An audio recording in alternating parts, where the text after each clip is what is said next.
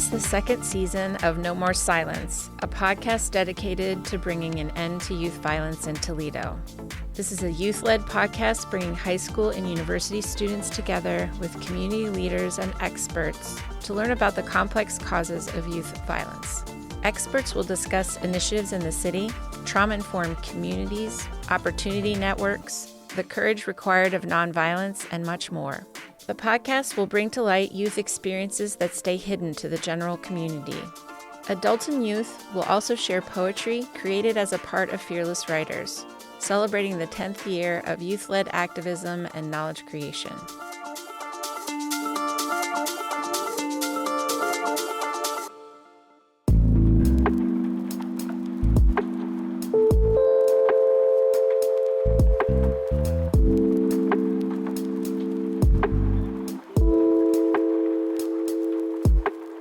Hi there, my name is Tina DeBoard. I'm a library media specialist at Rogers High School, where I also advise Rhythm and Rhyme, a student-led poetry club, and participate in 2 Fearless Writers groups. Welcome to Episode 6, Authenticity and Acceptance. In this episode, we examine the seeds of silence that lead to conflict. Violence isn't just a physical act, it's often the end result of misunderstanding. When we are dismissed or buried under labels we didn't choose, that invisibility can turn into a desperate need to be seen and heard by any means necessary. The writers you will hear in this episode are modeling a different path. Through their writing, they demonstrate the preventative power of self-expression and show us a way to dissolve the very frustrations that often lead to violence. We will also hear from Dr. Heather Cleary, a social work professor from the University of Toledo who runs writing and activism groups at Rogers High School. Dr. Cleary's input will focus on implicit bias, or the unchecked attitudes and stereotypes that affect the way we perceive and treat others. Thank you for listening.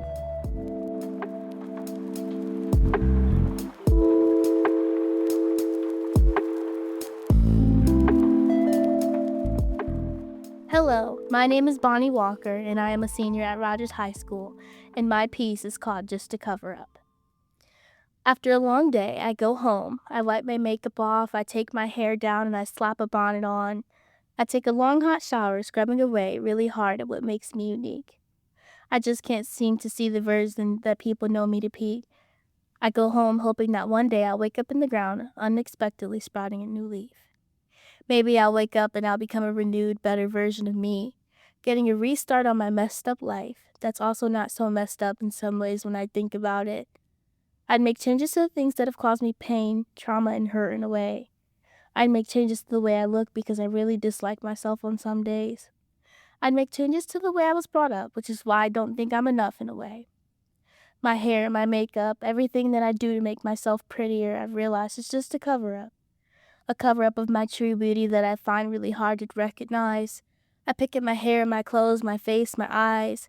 I talk about myself in ways that would hurt me if someone else would. It's a cover-up of my scars and pain that I've endured over time. It's a cover-up of everything that makes me me. And at the end of the day, when I go home, thinking about what could be if there was a possibility, but I know that changing these things only hurt me. They don't better me, they just change me. All of these things are what make me me.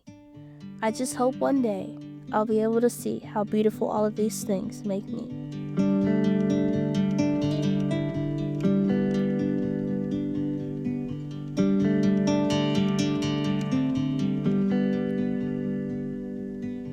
Hello, my name is Tamara Sabor, and I am a senior at Rogers High School, along with president of the Rhythm and Rhyme Poetry Club.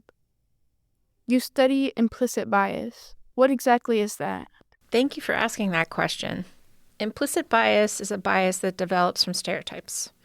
We hear messages and see representations of marginalized groups without having actual contact with them. And the stereotypes and often misrepresentations stand in for the reality of these groups' lives, their experiences of regular microaggressions and systemic discrimination. This implicit bias that develops over time, if it's not interrupted, causes teachers, social workers, doctors to make decisions that cause disparities in education, mental health, and healthcare. Hello, my name is Adrian Douglas. I'm a sophomore, I go to Rogers High School. The world viewed me as a tall, lanky, mean person that is useless and a waste of height. Soft-spoken, the type of person I say I am. I view myself as a tall, funny, cool, talkative person who's nice, kind, and useful at times. I'm Trinity Gill. I'm a junior at Rogers High School. This is my poem, Unmute Myself. Do you have a fear of being judged or misunderstood? Do you use that as an excuse to hide beneath the surface, ensuring the awakening of your true purpose, your true power? But by the hour, you keep quiet, because when you're in class, you stay reserved, answering when you believe you're right, or you just might be a whole different person when it comes night. You're around that group of people, and you put on your act because my input is too much, or why does it matter what I have to say? But what if there is a way to break through those thoughts, like a sheet of glass? So maybe then the words that slip out of your mouth wouldn't be so stiff, but they would perfectly pass. Instead of being buried in thoughts you know aren't your own, you unleash your true meaning. Unmute your true being. How can we recognize implicit bias, both in ourselves and in others? Yeah, well, it's very hard to see in ourselves because it's in our subconscious. There is a test that you can take that's put out by Harvard. It's called an implicit attitude test, and it can give you some ideas of where you might have bias. Being open to feedback from your friends and family about ways you could be biased can also be helpful. Learning about groups of people you've had little exposure to can also be helpful by seeking out, reading, and watching lived experience that is considered authentic and complex, meaning that it's more representative and has no stereotypes. It's being brave and letting those around you know gently so that the information isn't resisted when they have said something that falls within a stereotype. For example, if someone said to me that young people are self-centered, I would say that that has not been my experience with young people. In my experience, most young people care very much for their friends and their families and often sacrifice a great deal to show up for their friends and family. They care about their community and want to make it a better place.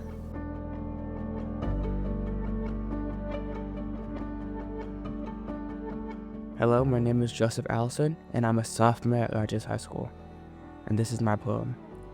My sense of style lackluster, my taste in things quite bland, my hearing degraded rapidly, making things hard to understand. I am always found dazed, disheveled, or distraught, but I'm tired of people telling me things I am not. I am a kind and passionate person who likes to think and do. My name is Joseph Allison. It's nice to meet you. Hi, my name is Sydney Roberts Griffin. I'm a junior at Rogers High School. Me. I see me. The ups, the downs, the confident me when my hair is done. The sad me when I just don't want to get out of bed. The world? Who knows what the world sees? They see the athletic and happy me, but do they see me? The world. Will the world see when I'm at my lowest, or only see what they want to see of me? Me. The truly authentic me.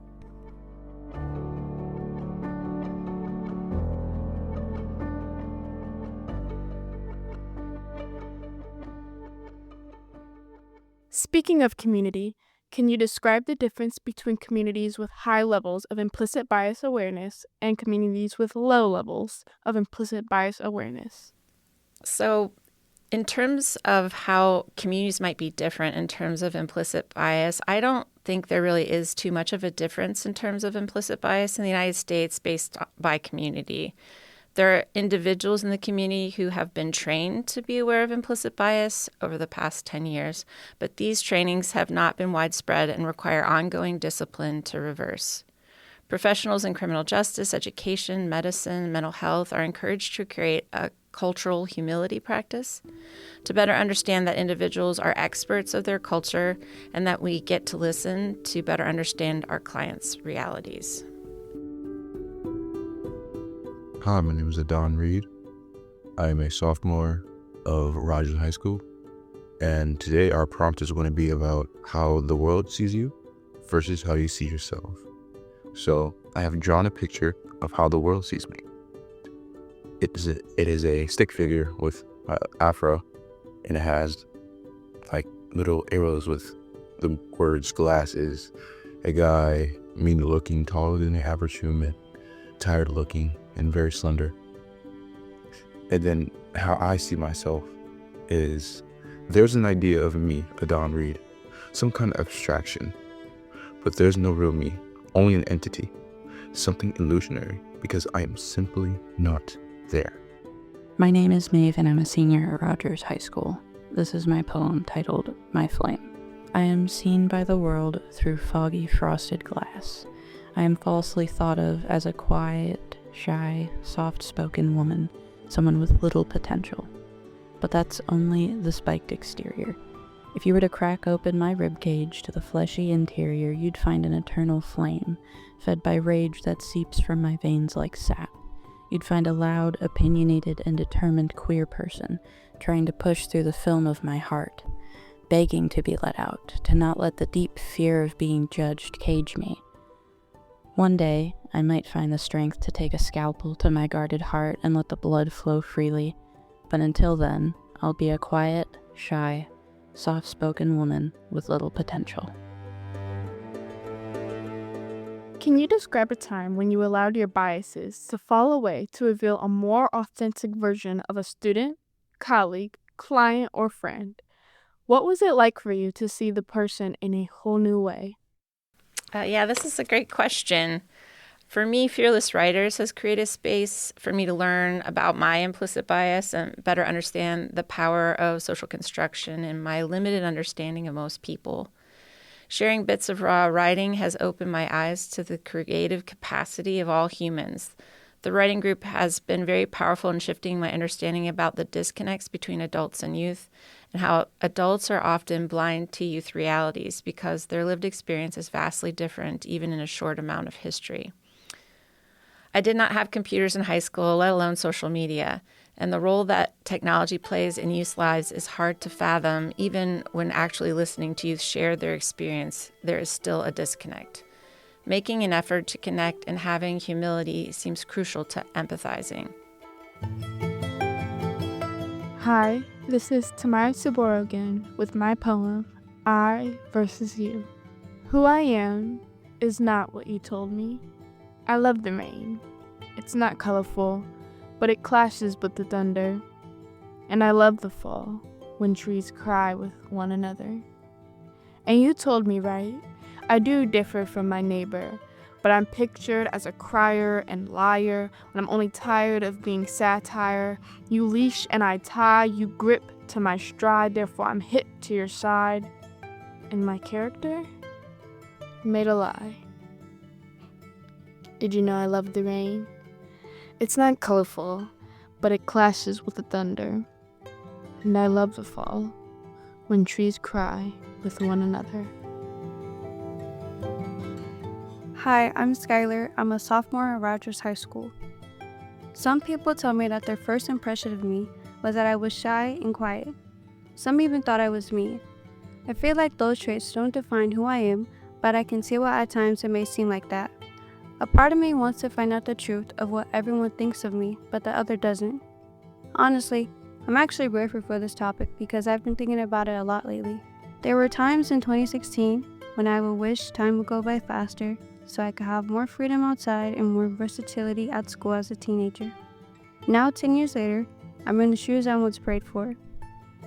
I know who I am, and I feel like that's all that really matters because I've become the teenager I dreamed to be, and I am proud of all my accomplishments that led me to the type of person I am today. I've always been my true self because it seems tiring to play an act that doesn't align with my morals 24/7. I've been also thinking about the spaces I've been welcomed into that are helping me become better and the warming relationships that I've created by just being me. So, I must be doing something right in someone's eyes, but I know for sure that I'm doing something right in mine.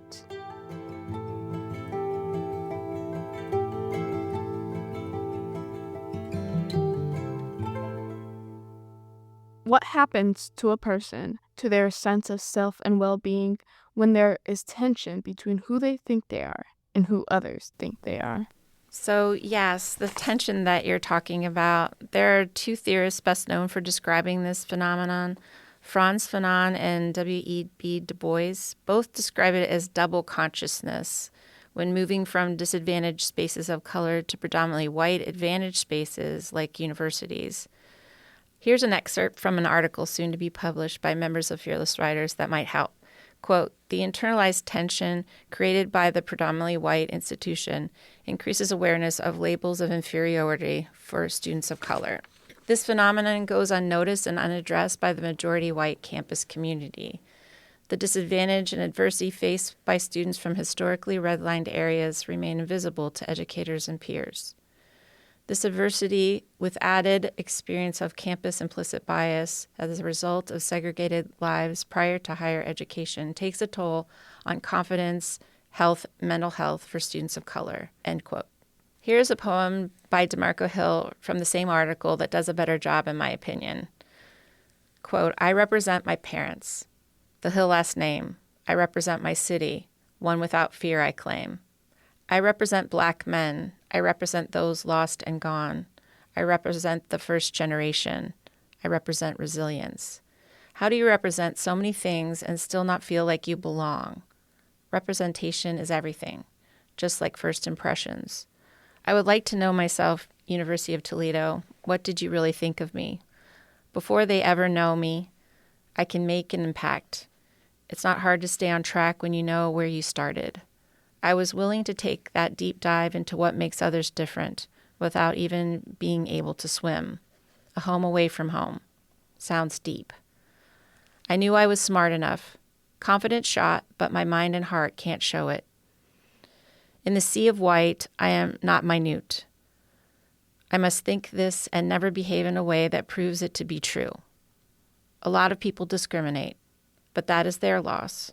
I will excel, and as I walk across the stage for the second time with my middle finger to the negative stereotypes, remember that your first impression of me will never override the last impression I left on you. Salute to those who are the face of adversity, but wear a crown of golden resilience." End quote. That's a powerful poem. Why is it important for young people to stay true to themselves? Or wear a crown of golden resilience, as Mr. Hill puts it? I agree, it's a powerful poem. It's likely just my interpretation of Marco's poem, but I think what he is saying is that it's important to be proud of what you have been through, and if nobody else recognizes the Herculean victories, you get to celebrate and make time to celebrate, because so few people make it through the obstacles, and until society recognizes your accomplishments, and often family doesn't even understand how high the barriers have been, you deserve celebration. Even if it was a race of generations and the baton was passed to you to cross the finish line, the last lap wasn't possible without all the other runners. But it takes particular strength and endurance to run the last lap. I think Marco hopes that students realize that their K-12 experience was more supportive than their higher ed experience may be, and to prepare by seeking out other folks in college who are first generation or who are Black and brown so they don't feel alone. Also, college is an excellent opportunity to learn with and from other young adults from vastly different experiences and opens opportunities. It is okay to write your own story and not let what others attempt to write about you sink in or define you. Surround yourself with people who love and understand you and ask for help from people who have earned your trust.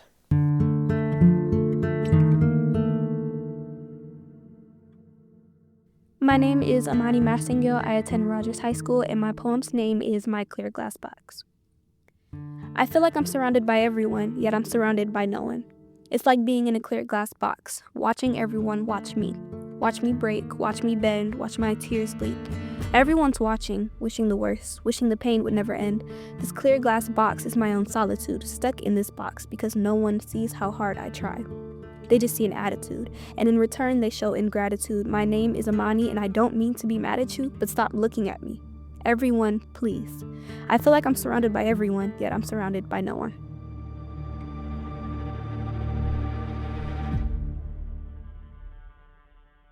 Hey, I'm Marisa Brandon, and today I'll be reading you this poem that I made. 2 mirrors. I got this mirror in my head.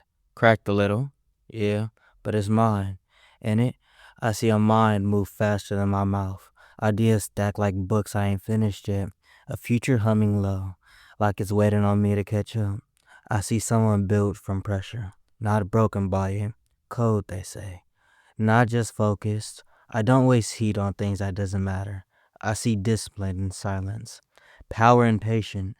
Even impatient be knocking like paying rent. I see me, but the world got its own mirror.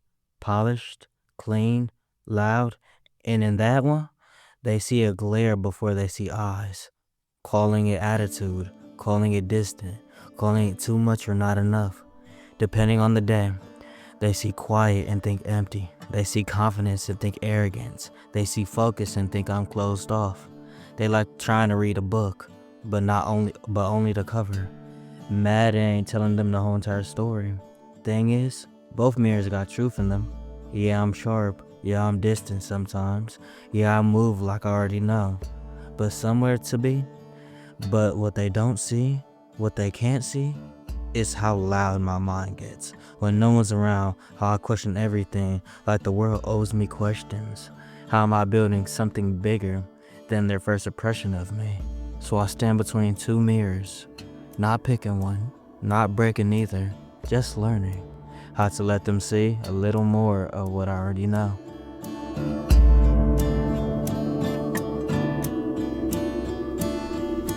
We would like to thank WGTE and the producer of Voices Around Us, Chris Pfeiffer, for the opportunity to share our stories. Thank you to Dr. Heather Cleary and the students and staff who support the Rhythm and Rhyme Poetry Club at Rogers High School.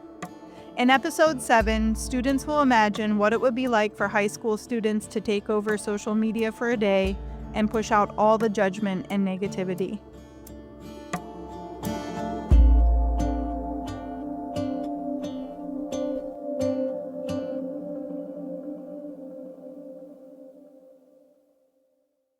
WGTE. Voices Around Us.